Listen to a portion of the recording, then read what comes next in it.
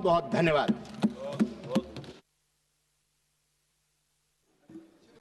अमरिंदर सिंह रजा वारिंग जी।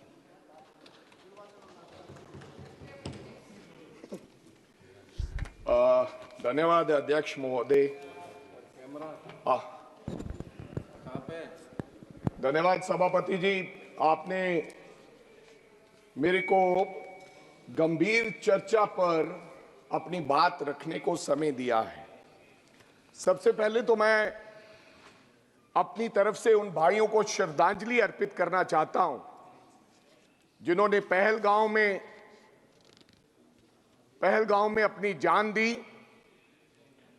जिन्होंने इस देश के लिए अपने प्राण दिए। मैं उन लोगों को श्रद्धांजलि अर्पित करना चाहता हूं और आशा करता हूं और प्रार्थना करता हूं कि दोबारा ऐसा कभी ना हो, हमारे देश के अंदर किसी व्यक्ति को जान देनी पड़े।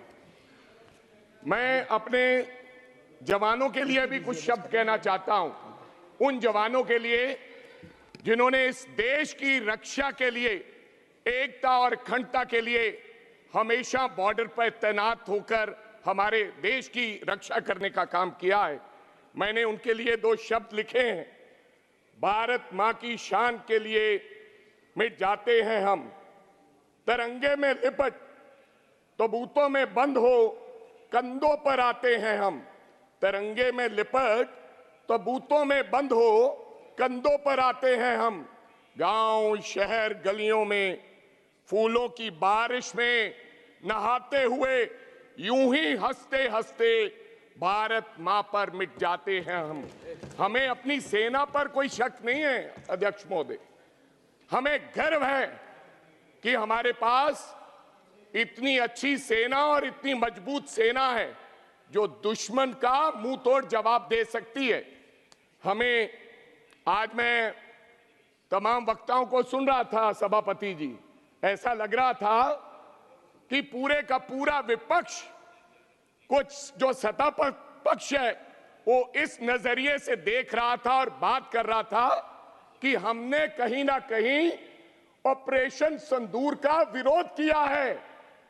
हमने, जब देश की बात आई, जब हमें बुलाया गया, तो पूरा विपक्ष, चाहे कोई व्यक्ति हो, इस देश में, इस धरती पर पैदा होने वाला हर व्यक्ति पूरे जोर से देश की सरकार के साथ खड़ा हुआ, आदरणीय देश के प्रधानमंत्री के साथ खड़ा हुआ और कहा कि इस वक्त ना कोई सवाल है ना कोई जवाब है, हम आपके साथ हैं। लेकिन हुआ क्या? ये पुलवामा, ये पहलगाम, ये होता क्यों है अध्यक्ष महोदय? इसकी वजह क्या है? इसका कारण क्या है? इसका गुनहगार कौन है? क्या ये इंटेलिजेंस फेलियर नहीं है? आदरणीय गृह मंत्री साहब अमित शाह जी 8 अप्रैल 2025 को जम्मू कश्मीर जाते हैं और सिक्योरिटी के बारे में जांच पड़ताल करते हैं।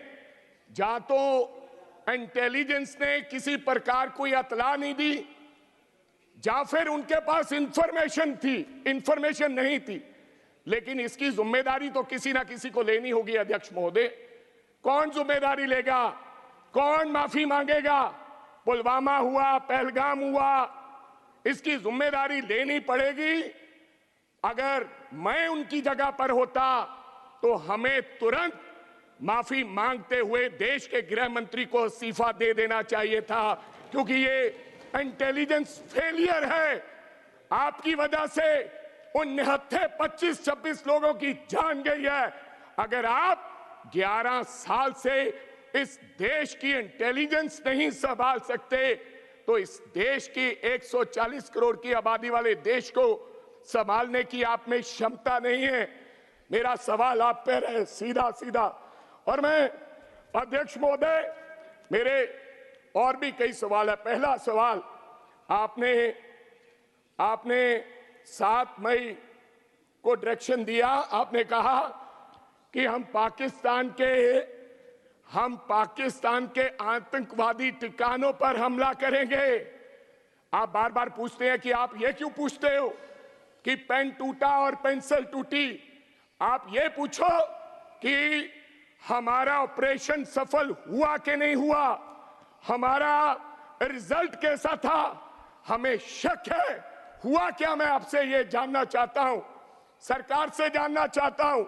जब 7 मई को आपने पाकिस्तान को, आपके एक्सटर्नल अफेयर मिनिस्टर ने यह कह दिया कि हम आपके आतंकवादी ठिकानों पर हमला करने जा रहे हैं। एक तरफ तो आप कहते हैं कि पाकिस्तान टेररिस्ट की नर्सरी है, ये अभी आज कहा डिफेंस मिनिस्टर ने। इसके बावजूद जो देश पाकिस्तान दुश्मनों को पाल रहा है उनको आप अतला देते हैं। उन्होंने तो नहीं अतला दी कि हम पुलवामा करने वाले हैं, हम पहलगाम करने वाले हैं, उन्होंने तो नहीं बताया, लेकिन आपने उनको पहले बताया। तो आप क्या समझते हैं? आज देश के डिफेंस मिनिस्टर जी राजनाथ सिंह जी ने कहा कि हमने 100 से ज्यादा आतंकवादियों को मारा है, गिनती और बड़ी है, लेकिन 100 लोग मरे हैं। आपको लगता है कि पाकिस्तान ने उन आतंकवादी संगठनों को बताया नहीं होगा कि आज हमला होने वाला है? आप चले जाइए, बताया होगा, बताया होगा, जरूर बताया होगा। तो आपने आगे क्या किया? अध्यक्ष महोदय, यहीं तक नहीं, आपने अपनी सेना को, बहादुर सेना को यह कहा, जब 7 मई 1 से 1:30 बजे जब 22 मिनट का वो ऑपरेशन चला, तो आपने अपनी सेना को यह कहा कि केवल आतंकवादी संगठनों पर आपने हमला करना है। आप कहीं सिविलियन पे और कहीं भी पाकिस्तान की आर्मी के हेडक्वार्टर पे आप किसी प्रकार का कोई हमला नहीं करेंगे।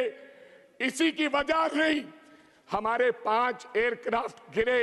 आपने सेना को आदेश तो दिया, लेकिन आपने हमारी सेना के हाथ पांव बांधकर आपने एयरक्राफ्ट में बैठाया।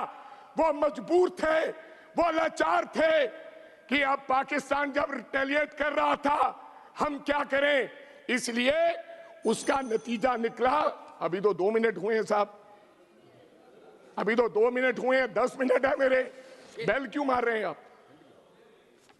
उसका नतीजा हुआ, मैं पंजाब से आता हूं और पंजाब में बिसियाना एयरफोर्स स्टेशन के पास आपका एक विमान, लड़ाकू विमान जिसका नाम रिफाल है, मैं उसकी फोटो लेकर आया हूं।